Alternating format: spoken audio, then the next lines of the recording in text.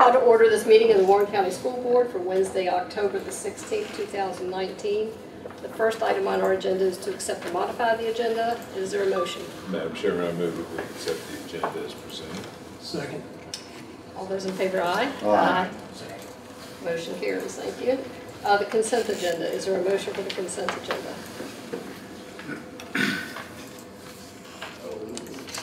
Madam Chair, I make a motion that we approve the consent agenda as presented. Second. All those in favor, aye? Aye. Yes, Did everyone? I had your speaker. I took you off. Motion carries. I think Thank you. everybody answered. Okay. Action Put you back agenda. on speaker just so. Appointment of interim superintendent. As of right now, Mrs. Shepherd has been assuming the daily activities of superintendent, and come January 1st, Mrs. Shepherd will be our interim superintendent while we are going through the process of superintendent search.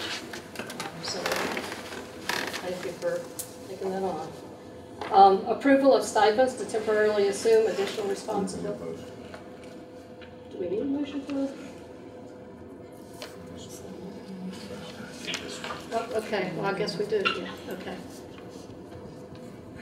Madam Chairman, I move that Melody Shepherd be appointed interim superintendent effective January 1st, 2020 until the date of employment of a new superintendent. I further move that Melody Shepherd receive a $1,750 per month stipend as interim superintendent in addition to her regular salary. The effective date of the stipend shall be October 1st, 2019. Second. All those in favor are? Aye. Motion carries. Thank you. Approval of stipends to temporarily assume additional responsibilities. Mrs. Shepherd. Thank you.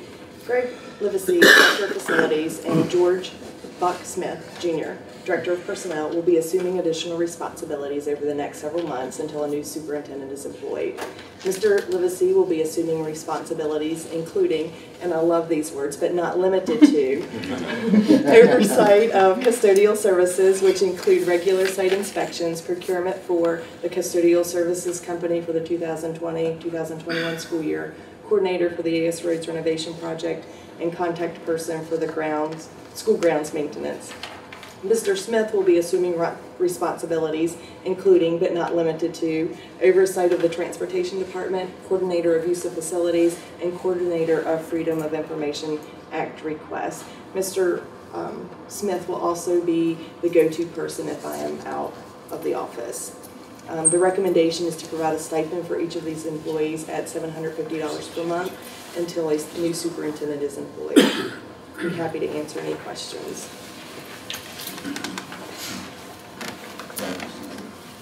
I'm good with it. Okay. Is there a motion? Madam Chair, I move Greg Livesey, Director of Facilities, and George Buck-Smith, Jr., Director of Personnel, each receive a $750 per month stipend to assume additional responsibilities until the effective date a new superintendent is employed. Second. All those in favor, aye? Aye. Motion carries. Thank you. 2011B and 2012A bond refunding opportunity for the Virginia Resource Authority 2019C fall bond refunds. Mrs. Shepherd. Thank you. In November 2011, the county issued $45,700,000 in lease obligations funded by the Series 2011B bonds of the Virginia Resource Authority. The 2011B lease obligation was issued to advance refund a portion of the county's 2004B bonds and currently refund the county's 2009 bonds.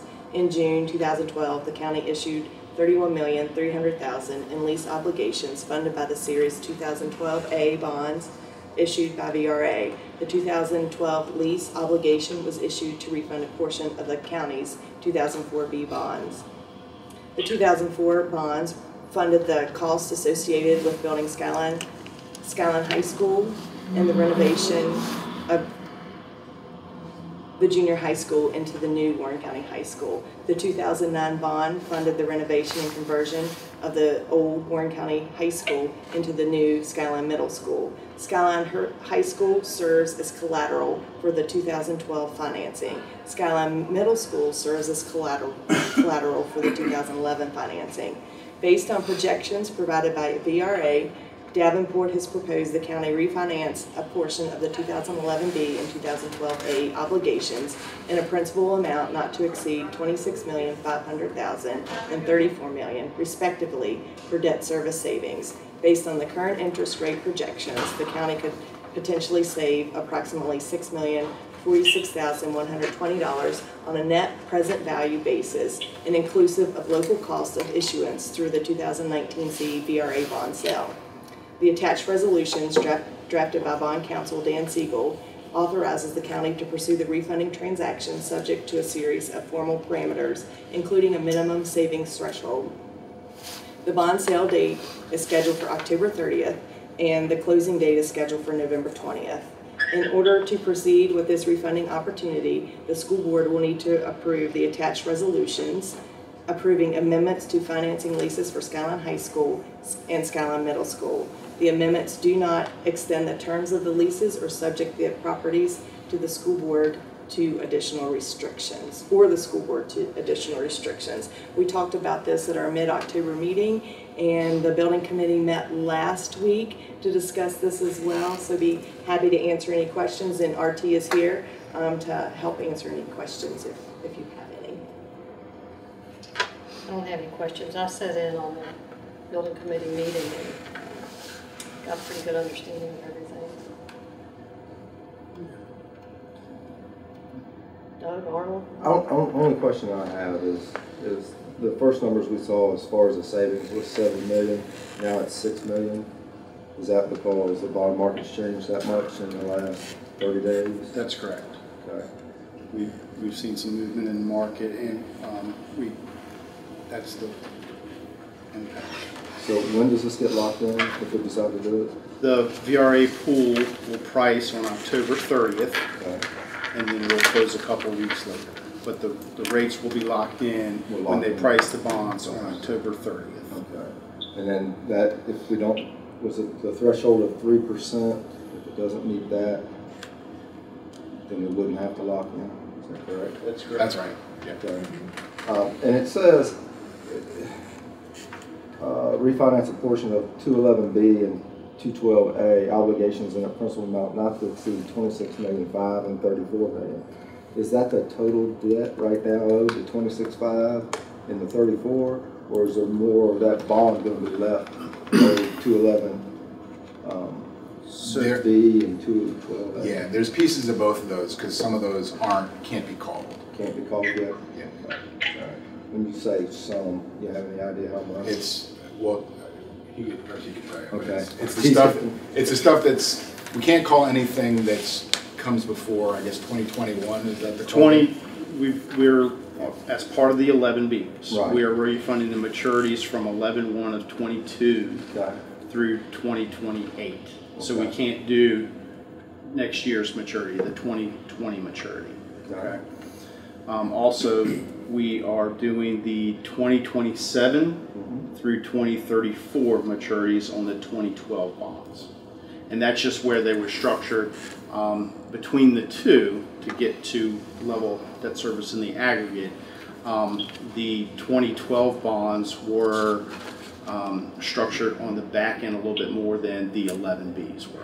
So that's why they seem like they're a little bit further out, but the call date would be 2022. All right. So what's the dollar amount left on each bond then that we still hold? I 5 million, 10 million, 20 million? I don't have that in front of me at the moment. It would on the county side. It's all just one kind of combined schedule. Okay. Those obligations that are hanging out are VRA obligations. That's what's in the market, and so the combined number that the county is going to see isn't going to include those plus what's being refunded, but there's not actually the county's 2011 or 2012 obligations is just that lease, and so we amend that, and so it's basically going to be one schedule that kind of combines all those amounts. But to answer your question, for instance, on the 2012As, Right. everything that's outstanding is 27 and beyond, so that's roughly 29.1 million. Okay. Okay. On the 2011Bs, we're refunding about 23 million, 23.4 million. The only ones you're not picking up are about are the 2020 maturity of next year and the 21 maturity. So that's call it $4 or $5 million. So in 15 years, we almost know. I think that's right, RT. The 11-1 of 19, 20, and 21, they're going to be about $2.5 million per maturity. So 2, 4, 6, 7 million-ish. And between 11-1 of 19 and 11-1 of 22 that is not eligible for refunding. And the 11-1 of 19, the county had to pay that, put the monies with VRA already by 30 days in advance of the bond debt service payment that's due on November 1st. So they would have already made that payment to VRA. So one we owe quite a bit still, the other one not too bad, $7 million. But answers my question. Good.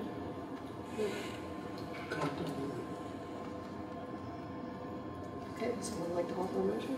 Madam Chair, I move the school board approve the resolutions to refund a principal amount not to exceed $26,500,000 of the 2011 B and $34 million of the 2012 A Virginia Resource Authority bonds, and a school board chair be authorized to sign the lease agreements with the Virginia Resource Authority. Second. All those in favor, aye. Aye. Motion carries, thank you. JHC-R lice regulations, Mr. Hirsch. Madam Chairman, Madam Superintendent, members of the school board, it's always a great opportunity to speak with you. Warren County Public Schools is committed to providing a healthy environment for all the students and staff. It's a position in the school system that the management of lice should minimally impact students and minimally impact their attendance. So we looked at our policy as we review all our policies on a regular basis. We've done a lot of research with the CDC as well as the National Association of School Nurses, as well as we surveyed all of the other school divisions around us. But let me clear up a couple myths, first of all. But about 6 to 12 million, they don't really know, of students or children aged 3 to 11 get infested by lice every year. They can't hop, they can't fly. The only way they transfer is by direct contact. And contact by clothing, hats, scarves, and other personal items, even combs and brushes, it's very, very uncommon. What the most transmission is that head-to-head contact. Head lice can be a nuisance. They do not spread disease. Personal hygiene or cleanliness in the home or the school has nothing to do with, absolutely nothing to do with head lice. Both the American Academy of Pediatrics and the National Association of School Nurses advocate no-knit policies. So we looked at all the policies around us, and it was a mixed bag. Some school divisions had no-knit policies. Well, I take that back. We were the only school division that had a no-knit policy. Some of the other school divisions had, they allowed live lice, and some of the other school divisions allowed live lice and knits. So that made us think very hard. You know, anytime there's an outlier, over the years things change. You know, we want to make sure that we're on target and supporting our students in the most effective way possible. After a considerable amount of discussion with our nurse team, as well as with the administration here, we're recommending that we do allow a knit policy with the students, but not a live lice policy. What we're recommending is this protocol. If lice are suspected, the students are sent to the nurse for diagnosis. If live lice are not present, the student goes back to class. If there are some nits, our nurses are such caring, wonderful professionals. They're going to get rid of them. They do it every day. They're going to get rid of them. They're going to contact the parent and talk about an action plan. If live lice are present, we are going to ask the student to be sent home. We do have a lot of literature that we've already compiled to give to the parent, but in addition, we have obtained lice treatment kits. And we'll send lice treatment kits free of charge home to all of the parents, because we don't want any financial burden to fall on the parents. parents to have, to deal with this. So we've been lucky enough to partner with our various community partners to obtain a significant amount of treatment. So we'll send that treatment home, and then the student will return back to school the next day. They'll check in with the nurse. If there are nits, we'll create an action plan with them, but they'll go to class, and we'll help extinguish the problem. So in a nutshell, what our policy changes is from a no nit, no live lice policy to one where if a student is suspected of lice, we're going to provide free treatment, and we're going to ask them to go home and be treated. And we're going to give them educational materials and help them how to do that. The nurse and the social work staff are more than happy to help with that. In addition, if there is a student suspected of nits, we're going to try to get rid of them right there in a private, confidential way, but we're going to allow the student to remain in school because we know the best place for a student to be is in school.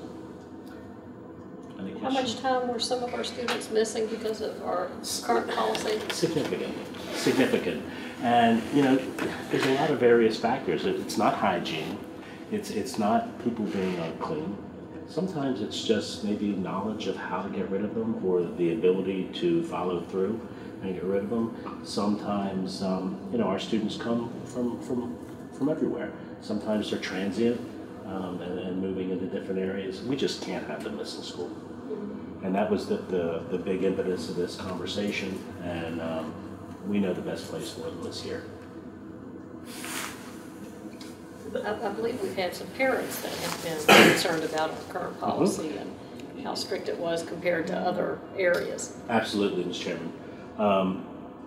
We did get some letters from some very informed, very concerned parents about our policy. We take their concerns very seriously. And whenever we get letters or communication from families, their information is pretty darn good. So we listen to it. And we do our own research, but we listen to it. And, in this specific instance, the person was right on target. And, I really commend her to the LFK zone.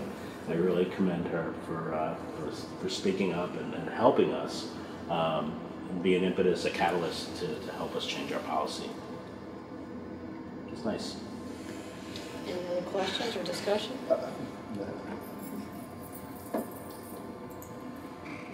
Would someone like to offer a motion? Sure. Madam Chairman, I move that JCH-R vice regulations be approved as presented. Is that a second? Second. Sorry. All those in favor, aye? Aye. Motion carries. Thank you. Work session.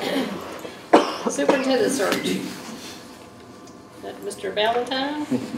Well, yes, I believe, excuse me, that I was asked to try to prepare a discussion starter maybe for you and to look at things like a timeline and also a request for proposal. So what I wanted to do, and the last time you put out a formal request for proposal, received proposals from different entities or businesses as far as providing this service, met with them, screened them, and ended up negotiating a contract with one of them. I just wanted to let you know, and I'm not suggesting this in any way, but your school board policy file DJ, which is small purchasing, does allow, and as it's quoted, for either a single or term contract for professional services without requiring competitive negotiation, provided the aggregate or the sum of all phases is not expected to exceed $60,000. Your last search cost $8,500 plus incidental expenses, so it's nowhere, this one I wouldn't think would be anywhere near that threshold. So you could not go the RFP process. But I think there's some advantages for going the RFP process.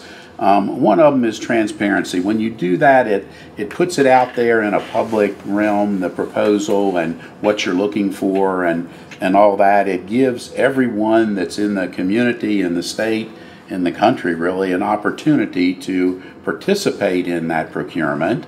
And that way, hopefully, you end up with the best value as far as a provider of the service. And with minimal updates, we can take the existing proposal and have it ready in a very short period of time. So I don't think it's going to prolong the process unnecessarily, as if we had to reinvent the wheel and start all over again from scratch. So with these minimal updates, the previous contract could be prepared. I think we should have it reviewed by legal counsel. It's been 5 years, and there may be some requirements in there in the wording of it that need to change, and then we could advertise it.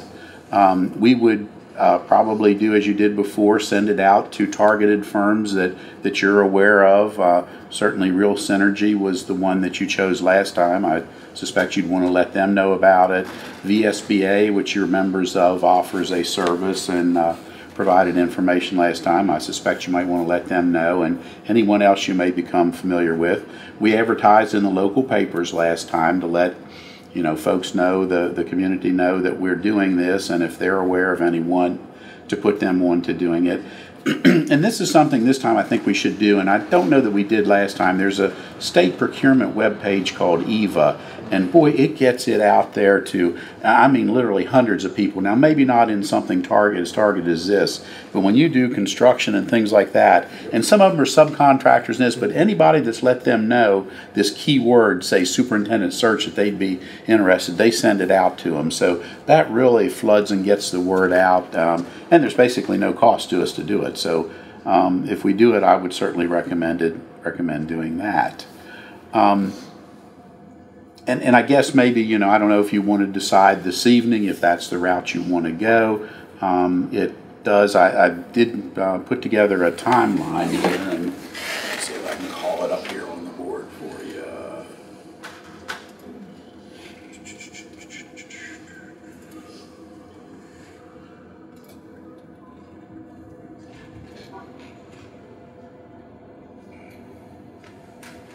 So there it is. I'll pass down some copies. There aren't a whole lot.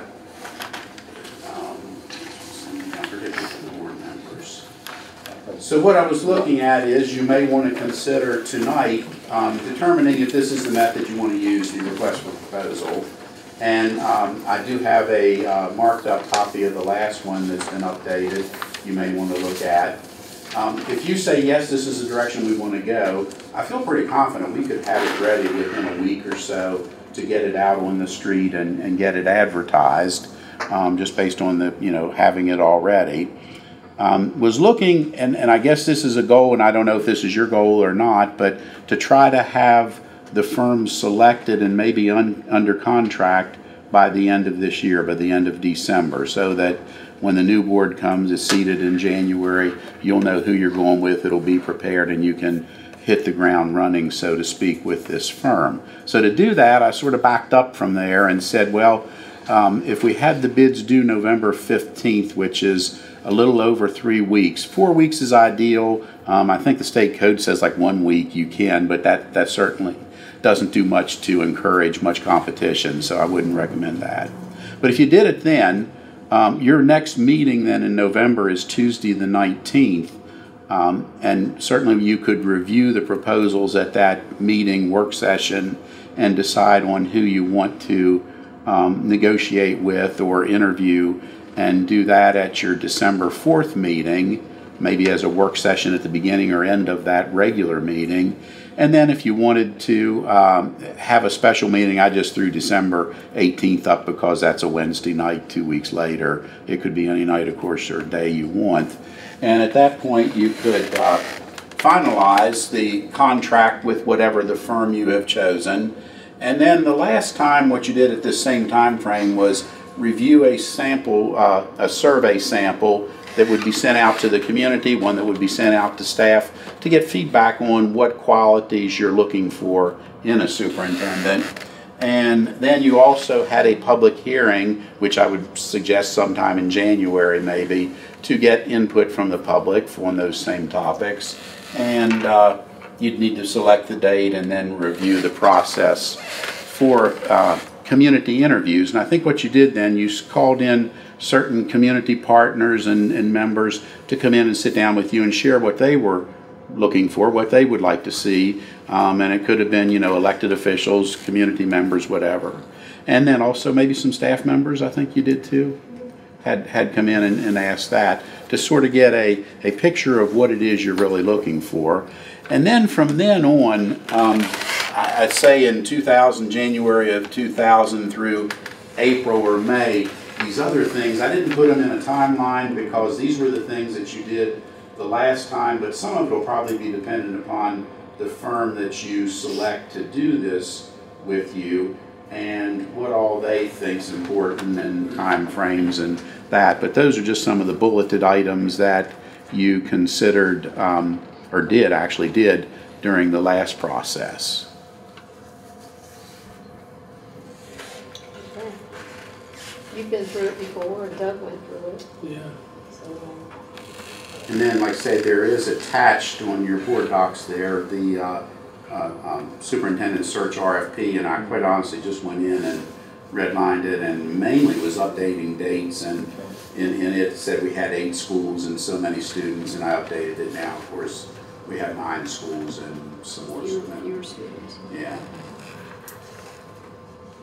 Those type of things. So if you want to, look at that, and if you do see, and if you decide that that's the route you want to go, and in the next week see something in there that you think either is missing or doesn't need to be in there, we can adjust it and tweak it. How soon can you get our attorney to review this? Well, I mean, I think it's pretty much ready to go to them. We could send it tomorrow, and they're rather good about getting something back, I suspect, within probably days, probably by the first of the week. And that way, if it's decided, we can go ahead and get it published and put out sometime middle to latter part of next week.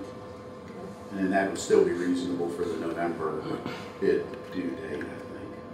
What is your pleasure? So my thing goes, You never really know from year to year, but we're not going to be the only people looking for a superintendent. And so that kind of, if you want the best search firm or the better search firm of the group, then you want to be first in line. And so I think the sooner we can get this rolling, the better. And again, I don't think we're in any way usurping any of the potential input from the new members or anything like that, because what we're doing is actually getting some things in place that they won't have to deal with when they get here, and then we, like as Rob says, we can hit the ground running. Y'all feel the same? I'm with Mr. Wells. I think we need to move with the RFP and move ahead, keep the ball rolling. And this is a Keep it to good go ahead. approach. We did, it was smooth, It was. the last one, and so we don't need to reinvent the wheel. It's already been there. So move ahead. I hear you. Okay. Smooth. Loud and clear. No. Discussion and second reading of 2020 and 2021 school calendars. It's hard to say, isn't it? Policy ICID requires the school board to establish the division's calendar in accordance with applicable regulations and to include contingencies for making up teacher days and teaching hours missed for emergency situation. The attached calendar is presented for your consideration for the 2020-2021 school year. Key information regarding the proposed calendars is listed below. August the 11th, 2020 would be the first day of school. Fall break would be November 25th through the 27th. Winter break for students would be December the 23rd through January the 5th. Winter break for staff would be December the 23rd through January the 3rd. Spring break would be March the 29th through April the 5th. The last day of school would be June the 4th. There are 7 built-in weather makeup days. Students would not be in school for more than 180 days. If we do not miss 7 days due to weather, the days will be taken off from the end of the school year. There are 13 professional development days built into the calendar. The first reading was at the October 2nd meeting. This is the second reading, and approval will be recommended for the November the 6th meeting. After our school board meeting on October the 2nd, I sent the calendar to all of our staff, and I had a few comments, and they mostly revolved around why are we starting so much sooner than our neighboring counties. So I did a little research. Winchester City is starting at the beginning of that week. Shenandoah County starting the week before. Frederick County is starting the day after. So those people who had 2020, 2021 calendars, we were right in line with the rest of them. So it's worked out well this year with our start date. it has. One of the changes to this calendar that we took into consideration from feedback from our teachers was we're starting on a Tuesday. Instead of a Monday, they wanted a shorter work week. The first week that they were back, which is understandable, kids are tired by the end, kids and adults are tired by the end of the week. So we wish we could start on Wednesday, but we need to get as close to 90 days in that first advisory before winter break. So, and there's only so many days in a month in the calendar. Be happy to answer any questions. The spring break is a Guaranteed. set. It is, set. yes. It's gonna happen. Yes, as is this year as well. Yeah, right, this is the first year we've done that, set in stone regardless of the days passed. And I think that's a positive. Yeah. Any discussion, questions? Good job. Yeah, I just urge anyone that wants to go to the website or obtain a copy of it, take a look at it. Any parents that have concerns or anything like that, this lays it out in an appropriate amount of time that they can plan next spring's vacation or trip if they want to take a trip, that kind of thing. Gives the coaching staff's time to adjust to what the schedule's going to be. And again, you said Frederick County is the same week. Winchester City is the same week. Shenandoah County is the week previous.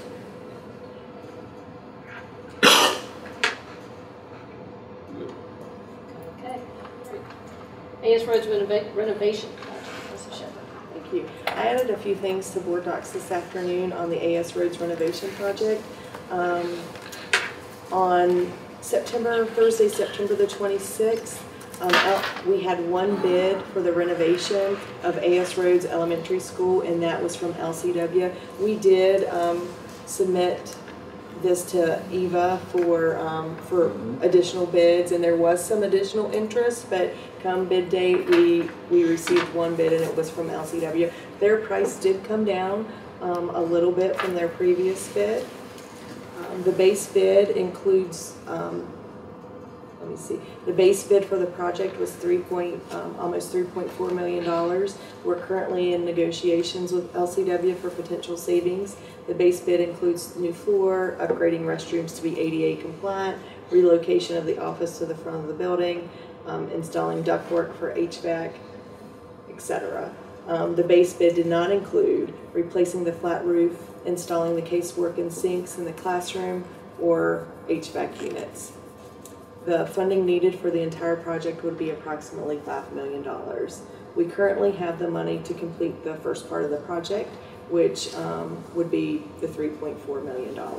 And if you look, are you guys seeing that? Below there, it is, we have almost $2.3 million available from the Warren County Middle School project.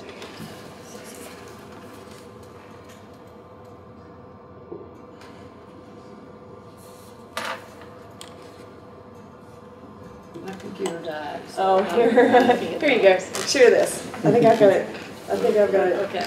Yeah, and it may die too. Oh. Okay, there we go. We have almost $2.3 million from the middle school project.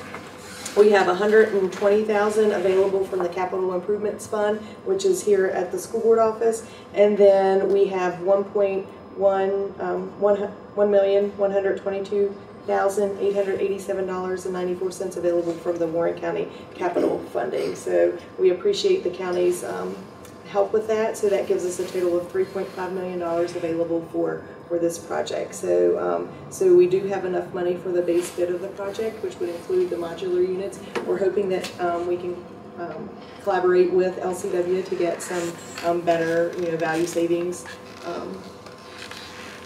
out of the base bid, and then we would be looking at how could we fund the casework, the flat roof, and the HVAC units that actually are placed on the roof at A.S. Rhodes Elementary School. And I do have some ideas that we will, after our audit comes back from this year, we may have some money left over from the 2018-19 school year, and maybe we can use some of those funds in order to do that. But in order for that to happen, we would have to ask the County Board of Supervisors in order to return those funds to us for this project. So be happy to answer any questions, and then after you have questions for this, Mr. Livesey has information on the modular unit. So, Do we have a breakdown? I mean, like the floors, my question, do we cover those floors? Or do we see on They don't look bad. They don't. I'm telling you, you see on like a big box store, and you go in a big box store, I mean, all they use is a Zamboni to clean them, and they're running freight in and out of there, and I don't know how many customers and forklifts and everything else. we do not have a breakdown of each individual cost, but LCW is willing to help us, provide that to us. So. I'd love to see it. Too. Yeah, and they're really interested in working with us. So hopefully, hopefully. Now they do have another project coming up. So yeah. So we really we're starting negotiations, and we hope to be able to come out with something good that we can recommend to you guys at the November meeting. One of the November meetings. Any other questions about the money piece of it? All right, Mr. Livesey. Just an update for everybody on the modular classrooms that we discussed we will need to create the swing space. That should be enough there for you. If you recall at last month's meeting, I brought to you a proposal from company Mobile Modulars, which is a cooperative agreement, for 4 classrooms to be actually placed on the asphalt pad beside the multi-purpose building or the gym building up there. Their cost was based on a 12-month lease term. So if you look at these costs here, these are based on a 6-month term. And talking and looking at the tentative timeline for the construction, we felt that these buildings would only be needed for 6 months, i.e. through the end of the school year. Then we could take them down and turn them away. With that said, then we would not need these permanent footers, which is an alternate price you see down at the bottom, the last line down. So again, if we go 6 months, we won't need the permanent footers for these structures. We did reach out to 4 other firms in addition to the original vendor, Mobile Modulars. You can see the pricing there.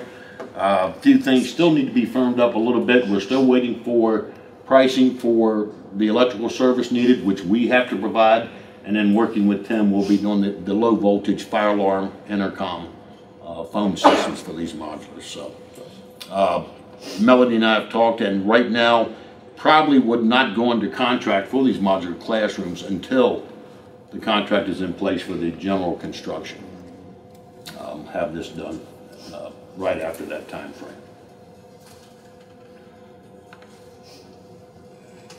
Anybody have any questions on that?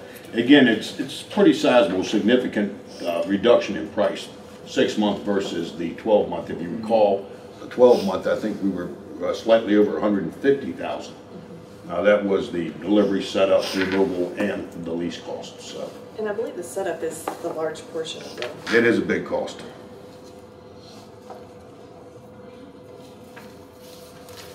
Where are we at with the town as far as? Did speak with the town yesterday, confirmed with Mr. Camp that they would require a major site plan for this project, even though they were temporary structures.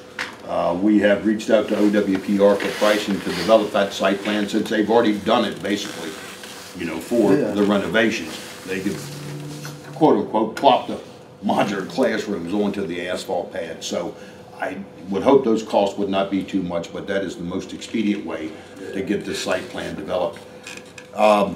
With the town being major, it would not only go through the town and the county review, but also go to the town planning commission for review. Yeah. And I think they meet the third Wednesday of every month, I believe that's what it is. So it would be my hope that it would go to, at their November meeting, to the planning commission. I wonder why it's not a minor, because a minor just goes. You know, we're not increasing impervious surfaces, we're not increasing parking. Yeah. So I can't quite understand the thinking behind that. Then they may change their mind once they see the site plan, say, you know what, this isn't what we thought it was. Yeah, maybe. I explained it in detail to Mr. Camp, and that's what he said he would need to see, Okay. so. Okay, well.